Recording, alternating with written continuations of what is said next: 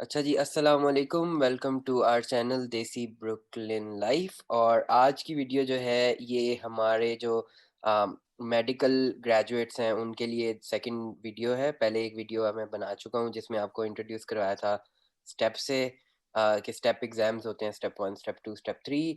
तो ये देने होते हैं आपने कम्पिटिटिव होने के लिए, रेजिडेंसी में दाखिला लेने के लिए। तो और रेजिडेंसी पहला आपका चीज़ है जो रिक्वायर्ड है आपको प्रोफेशनल प्रैक्टिस करने के लिए अमेरिका के अंदर।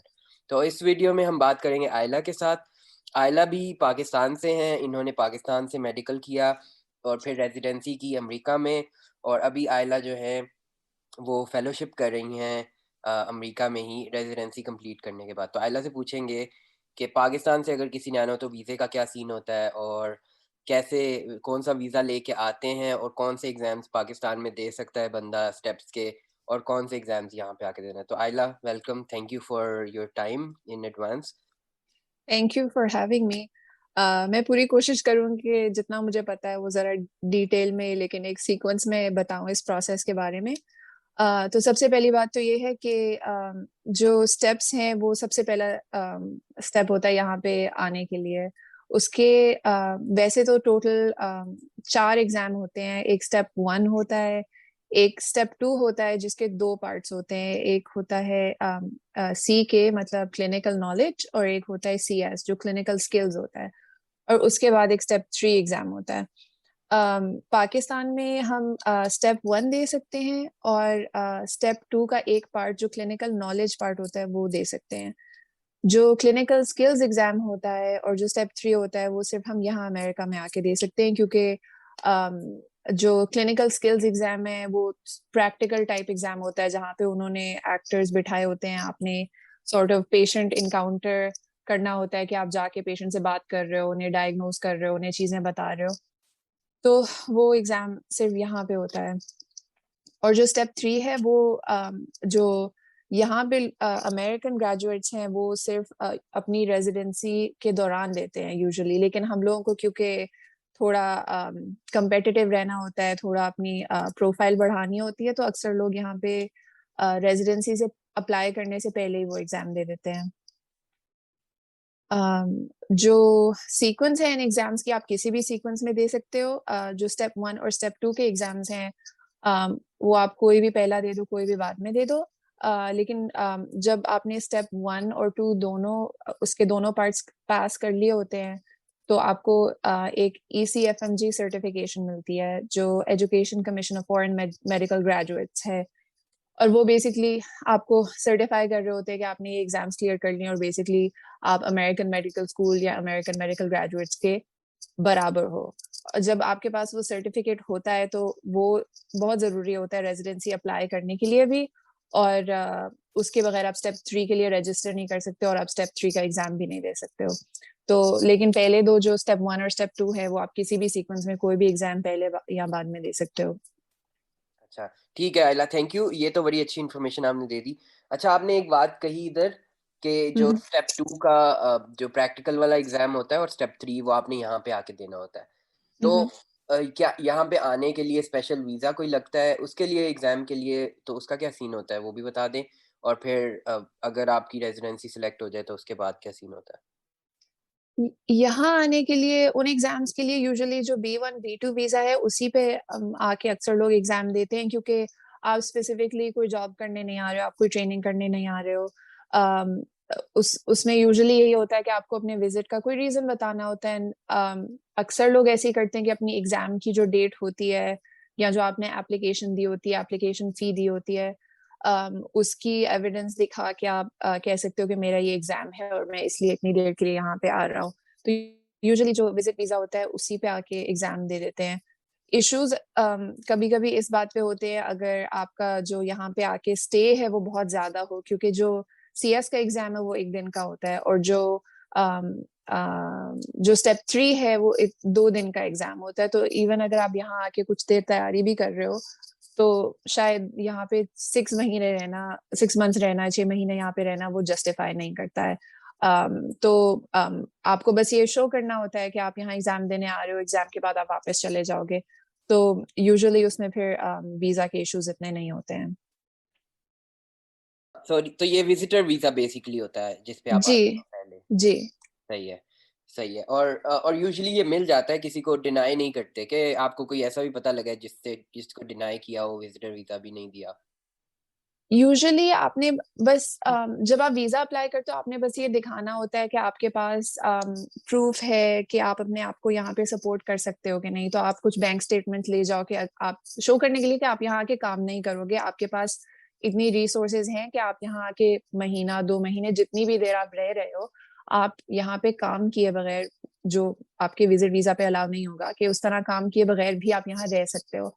और अक्सर अगर पहले किसी को इश्यू हुआ हो यहाँ आने में तो आप दिखा सकते हो कि अगर आप हाउस जॉब कर रहे हो और हाउस जॉब में से ब्रेक लेके आ रहे हो यहाँ पे या कोई ऐसी आप रीज़न दिखा सको कि आप वापस चले जाओगे इज़िली या कोई रीज़न है आपको वापस पाकिस्तान जाने की। क्योंकि अक्सर लोग अपनी हाउस जॉब के दौरान आके देते हैं तो आप दिखा सकते हो कि मैं यहाँ काम कर रहा हूँ, मैंने 1 महीने की छुट्टी ली है, मैं एग्ज़ाम देने आ रहा हूँ।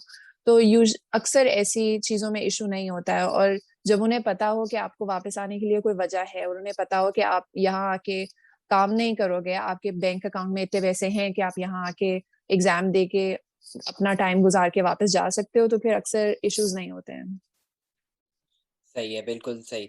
सो द 2 टेकअवेज़ आर कि एक तो आपने एग्ज़ाम्स की तैयारी पाकिस्तान में बैठ के करनी है और इधर सिर्फ़ एग्ज़ाम्स देने के लिए आना है।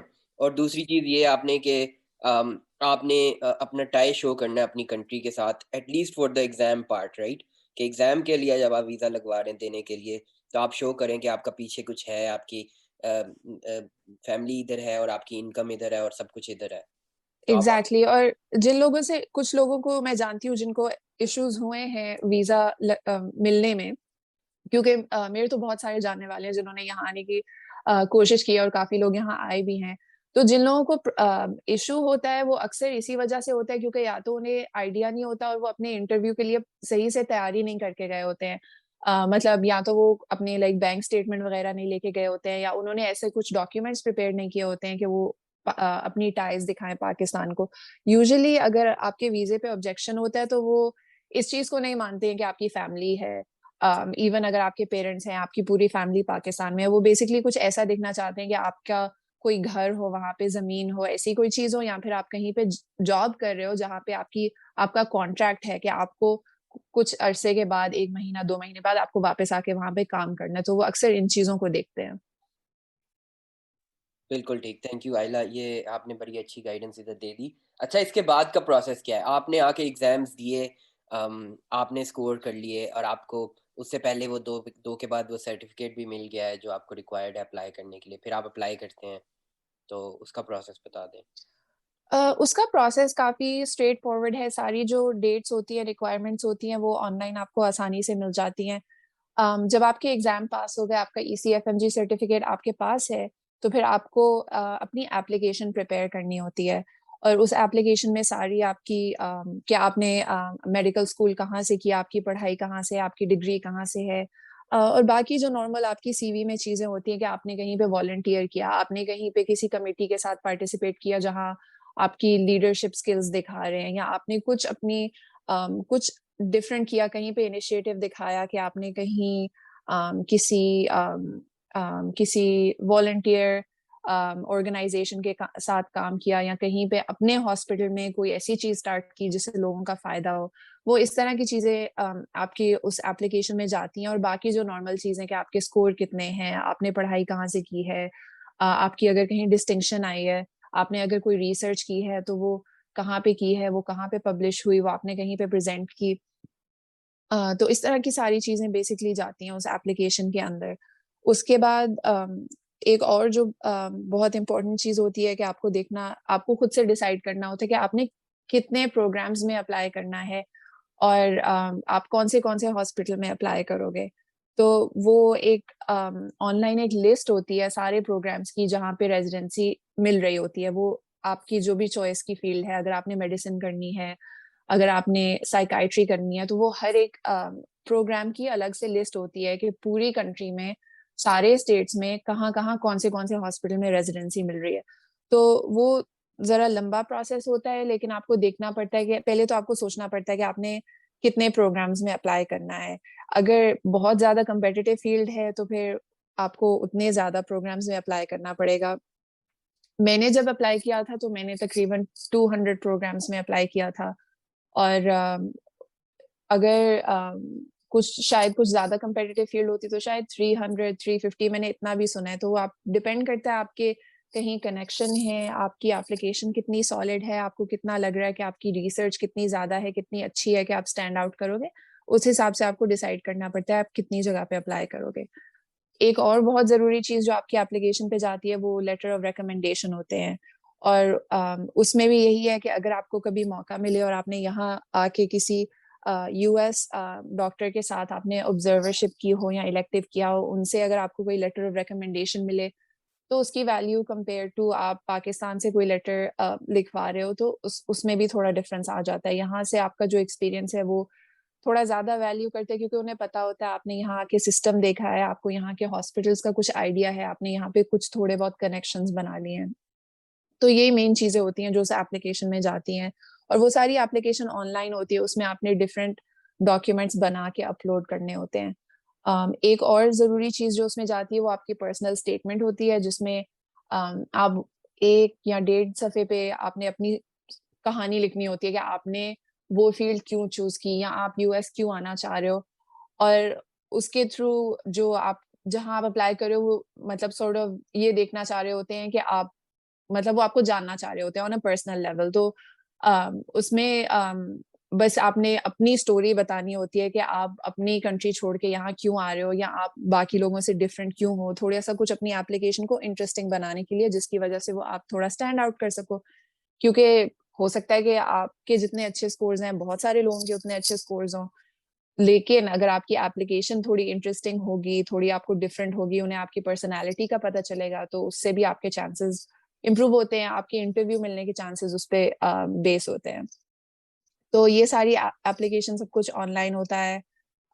जब आपने ये एप्लीकेशन कंप्लीट कर दी, तो हर साल एक डेट होती है जिस पे आपने अपनी जो फर्स्ट डेट होती है एप्लीकेशंस की और जो हमारे जैसे बाहर से ग्रेजुएट्स होते हैं, उन सब ने जितनी जल्दी से जल्दी हो सके कोशिश यही होती है कि जो फर्स्ट डे है एप्लीकेशंस का तब आपने अपनी एप्लीकेशन भेज देनी होती है प्रोग्राम्स को।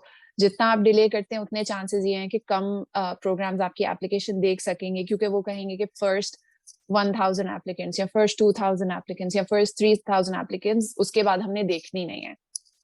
सो आपने बस अपने टाइम पे एप्लीकेशन सेंड करनी होती है और उसके बाद फिर आपने वेट करना होता है कि आपको इंटरव्यू मिल जाए। सही है। इंटरव्यू प्रोसेस जो है वो ऑब्वियसली फिर काफ़ी उसकी अपनी चीज़ें हैं जिन्हें आपने फ़ोकस करना होता है कि आपने वहाँ पे जाके कैसा इंप्रेशन बनाना है, कैसे आपने वहाँ पे इंटरैक्ट करना है। एप्लीकेशन तो उन्होंने देखी होती है तो इट्स अनदर चांस कि like they get to know you personally, आपकी पर्सनैलिटी के बारे में जाने, आपकी फैमिली के बारे में जाने, आप यहाँ क्यों आना चाहते हो, आपके इंटरेस्ट्स क्या हैं, आपके एथिक्स कैसे हैं। तो वो ये सारी चीज़ें देख के, आपकी रिटन एप्लीकेशन देख के, सब कुछ देख के फिर डिसाइड करते हैं कि आपको कितना हाईली उन्होंने रैंक करना है। और हर साल यूजुअली मार्च के मिडल में एक डेट होती है जिसे मैच डे कहते हैं।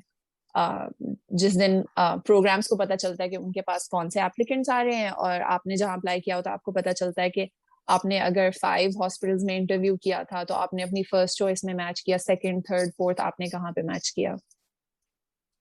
सही है। तो अभी तक जो मैं अगर समराइज़ करूँ तो आपकी एप्लीकेशन के अंदर आपके टेस्ट स्कोर्स तो जा ही रहे हैं, जो स्टेप के टेस्ट हैं उनके टेस्ट स्कोर्स। उसके अलावा आपकी पर्सनल स्टेटमेंट जा रही है, लेटर्स ऑफ रिकमेंडेशंस जा रहे हैं, रिसर्च का एक्सपीरियंस जा रहा है और जो भी आपने वॉलंटियर वर्क किया है वो जा रहा है और जितना ज़्यादा किया उतना ज़्यादा अच्छा है ये सब कुछ, राइट? अ, बिल्कुल। और उसके बाद आप अप्लाई करते हो और बहुत सारे प्रोग्राम्स में अप्लाई करते हो कम्पेटिटिव रहने के लिए और उसके बाद आप बेसिकली एप्लीकेशन अपनी बिल्कुल टाइम पे जमा करवाते हो और टाइम पे जमा करवाने के बाद आपको कुछ जगहों से इंटरव्यूज़ की ऑफ़र्स आएँगी और वो आपने फ़िज़िकली अमेरिका आके देना होता है इंटरव्यू, तो फिर विज़िट वीज़ा चाहिए होता है उसके लिए भी। जी, वो भी विजिट वीज़ा पे इंटरव्यूज़ होते हैं यहाँ पे। सही है और इंटरव्यूज़ के बाद आप कहीं मैच करते हैं और वो मिड मार्च हुँ, में आपको पता लगता है और प्रोग्राम्स को भी तभी पता लगता है, तो ये एक हुँ, इंडिपेंडेंट बॉडी है इन द मिडल जो कि प्लेसमेंट्स कर रही होती है। हुँ। जी, और अभी पहले तो यहाँ फिज़िकली आके इंटरव्यू देना होता था, पिछले साल जो इंटरव्यूज़ हुए हैं वो सारे ऑनलाइन हुए हैं। जो लोग यहाँ अमेरिकन जो स्टूडेंट्स थे और जो भी मतलब सब लोग जो है ऑनलाइन इंटरव्यूज कर रहे थे। तो अब पता नहीं चीजें नेक्स्ट ईयर कैसी होंगी और आगे कैसी होंगी, लेकिन अभी के लिए इस साल के लिए तो एटलीस्ट सारे इंटरव्यूज ऑनलाइन ही हुए थे। सही, सही। अच्छा, इसके बाद आई थिंक स्टेप यही है कि आपको एक जगह से ऑफ़र आ गई, तो आगे हम्म। आप क्या करेंगे अब? तो इसमें ऐसे होता है कि जो मैच होता है वो बेसिकली आप लीगली बाइंडिंग होता है। अगर आपने कहीं मैच किया है तो आपको वहां जाना होगा उस प्रोग्राम में। अगर आपने कहीं ऐसी जगह इंटरव्यू किया जहां आप जाना नहीं चाहते हैं तो आप उसे अपनी रैंक लिस्ट में ना डालें। अगर आपका वहां मैच हो गया है तो फिर आपको उस हॉस्पिटल जाना चाहिए। तो उसके बाद ये होता है कि वो आपको अपना पेपर वर्क वगैरह भेजेंगे, एक कॉन्ट्रैक्ट होगा जो आपको साइन करना पड़ेगा, और उस कॉन्ट्रैक्ट की बेसिस पे आपका वीजा आएगा। तो उस वीजा की प्रोसेसिंग के लिए कुछ चीजें जो हैं, जहां आप रेजिडेंसी स्टार्ट करेंगे, काफी सारे डॉक्यूमेंट्स उनकी तरफ से होते हैं और फिर कुछ डॉक्यूमेंट्स आपकी तरफ से रिक्वायर्ड होते हैं। ये सारी चीजें जो हैं दोबारा जाती हैं ECFMG के पास। तो जो प्रोग्राम है वो अपनी तरफ से आपके डॉक्यूमेंट्स उन्हें भेजेगा कि जो ये कैंडिडेट है, इसके साथ हमारा ये कॉन्ट्रैक्ट है इस प्रोग्राम में। वो अपने प्रोग्राम की सारी डिटेल्स उन्हें डॉक्यूमेंट्स भेजते हैं। आपकी साइड से क्या रिक्वायर्ड है कि हमारी जो मिनिस्ट्री ऑफ हेल्थ है वहां से एक स्टेटमेंट ऑफ नीड चाहिए होती है, जिसमें ये बताया होता है कि आप यहाँ पे आ रहे हैं, यहाँ पढ़ाई करने के लिए आ रहे हैं, आप ऐसी ट्रेनिंग लेने आ रहे हैं जिसकी पाकिस्तान में जरूरत है। और ये मैं आपको बता रही हूँ J1 वीजा के बारे में। मुझे क्योंकि सबसे ज्यादा जो फॉरेन ग्रेजुएट्स आते हैं उनका सबसे ज्यादा जो है वो J1 वीजा के थ्रू ही प्रोसेस होता है। बहुत कम प्रोग्राम्स हैं जो H1B के थ्रू भी ये प्रोसेस करते हैं, लेकिन मुझे उसके बारे में ज्यादा पता भी नहीं है। और पिछले कुछ सालों में उन्होंने ये वीजाज ऑफर करने भी बहुत कम कर दिए हैं। बहुत कम प्रोग्राम्स ऑफर करते हैं और जो करते भी हैं वो शायद एक प्रोग्राम में एक या दो कैंडिडेट्स उस वीजे पे लेते हैं और उनकी प्रेफरेंस ये होती है कि J1 पे कैंडिडेट्स लें।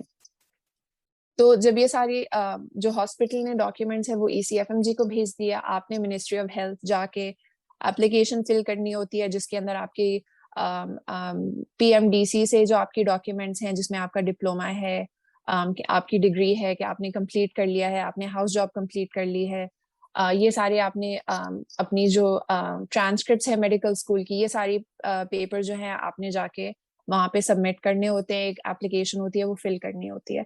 तो वो आपकी एप्लीकेशन जो है कुछ हफ्तों में उसको रिव्यू करते हैं और आपको एक पेपर देते हैं जो वो स्टेटमेंट ऑफ नीड होती है। वो जो पेपर है वो मिनिस्ट्री ऑफ हेल्थ से ECFMG डायरेक्टली मेल होना होता है। और एक आपकी तरफ से सबसे जरूरी चीज वो ही होती है। एक बार वो ECFMG के पास चली जाए तो उसके बाद उनके पास सारे डॉक्यूमेंट्स होते हैं। अगर कोई और चीज उन्हें आपसे चाहिए हो तो वो आपको उनकी जो वेबसाइट है वहां पे आपने अकाउंट बनाया होता है इस सारे प्रोसेस के लिए, तो उस पे आपको मैसेजेस आते हैं। अगर कोई और डॉक्यूमेंट आपकी तरफ से चाहिए हो, उन्होंने अगर आपसे कोई पासपोर्ट साइज फोटो मांगी है उसमें कोई प्रॉब्लम है, अगर आपके पासपोर्ट की कॉपी मांगी है उसमें कुछ इश्यूज हैं, या उन्हें कोई और भी डॉक्यूमेंट चाहिए, तो वो आपको वहीं पे मैसेज करते हैं कि आपकी एप्लीकेशन में ये चीज मिसिंग है, आपके पास इतना टाइम है उसे हमें हमें प्रोवाइड करने के लिए। तो उसके बाद बाकी सारा प्रोसेस वो खुद करते हैं। और जब आपका वीजा जो है आपको मिल जाता है या अप्रूव हो जाता है तो उसके बाद वो आपको आगे के स्टेप्स बताते हैं। इसके ये डॉक्यूमेंटेशन सारी प्रोसेस होने के बाद आपको जाके एक इंटरव्यू भी देना होता है जिसमें आपको ये जो US एम्बेसी है वहीं पे जाके इंटरव्यू देना होता है। वो आपसे पूछते हैं आप क्यों जा रहे हो, क्या करने जा रहे हो, और वो काफी स्ट्रेट फॉरवर्ड होता है क्योंकि उनके पास आपकी जो हॉस्पिटल है उससे डॉक्यूमेंट्स होती हैं। आप खुद भी अपना कॉन्ट्रैक्ट लेके जाओगे, उन्हें दिखाओगे कि मैं इस हॉस्पिटल में मेरा J1 अप्लाई हुआ है, उन्होंने मुझे स्पॉन्सर किया है, ये मेरा कॉन्ट्रैक्ट है, मैं इतनी देर के लिए जा रहा हूँ। तो ये सारे मतलब उसमें इतना कुछ कंफ्यूजन नहीं होती, बिल्कुल स्ट्रेट फॉरवर्ड सी चीज होती है। ऐसा नहीं होता कि वो विजिट वीजा के लिए आपको शो करना है, आपको इनकम शो करनी है, टाइज टू योर कंट्री, ऐसा कुछ शो नहीं करना होता क्योंकि उन्हें पता है कि आप यहाँ आ रहे हो अपनी ट्रेनिंग के लिए और आप लंबे टाइम के लिए आ रहे हो। तो वो सारी डॉक्यूमेंट्स आप उन्हें शो करते हो। वो कुछ शायद दो चार आपसे सवाल पूछते हैं। उसके बाद वही जो कुछ दिन होते हैं, 4-5 दिन होते हैं जो वो लेते हैं आपका वीजा पासपोर्ट स्टैम्प करने के लिए। तो वो जब पासपोर्ट स्टैम्प हो जाता है उसके बाद बस आपकी तैयारी होती है यहाँ आने की। आपका जो प्रोग्राम है वो आपको बताएगा कि हम चाहते हैं कि आप हमारे पास रेजिडेंसी शुरू होने से 1 वीक पहले या 2 वीक पहले हमारे पास आ जाएं। जो J1 वीजा की रिक्वायरमेंट होती है या उसकी जो अलाउंस होती है वो आपकी जब रेजिडेंसी, क्योंकि जुलाई 1 को स्टार्ट होती है, तो उसके अंदर जो ग्रेस पीरियड होता है कि आप 1 महीना पहले कंट्री एंटर कर सकते हैं। और अगर कभी आपके पास J1 है जो एक्सपायर होने वाला है, अगर आपके 3 साल रेजिडेंसी के पूरे हो गए, तो उसके एंड पे भी एक महीने का ग्रेस पीरियड होता है, जो आपका टाइम होता है कि अगर आप वापस अपनी कंट्री जा रहे हैं तो आप अपने यहाँ से सब कुछ रैप अप करके वापस जाने के लिए आपके पास टाइम।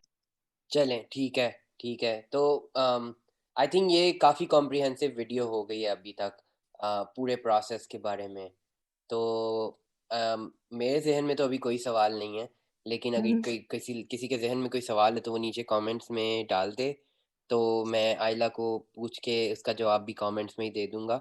और और कोई इसके बाद फ्यूचर के बारे में सवाल है या इस प्रोसेस के बारे में कोई और सवाल है तो we can try to do a follow up also, अगर बहुत डिटेल सवाल है जो कमेंट्स में जवाब नहीं दिया जा सकता।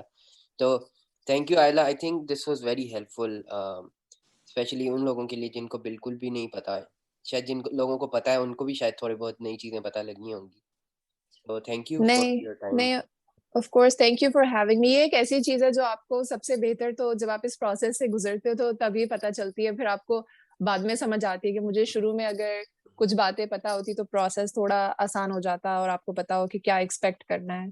तो होपफुली इससे किसी की हेल्प होगी, किसी को थोड़ी गाइडेंस मिल जाएगी।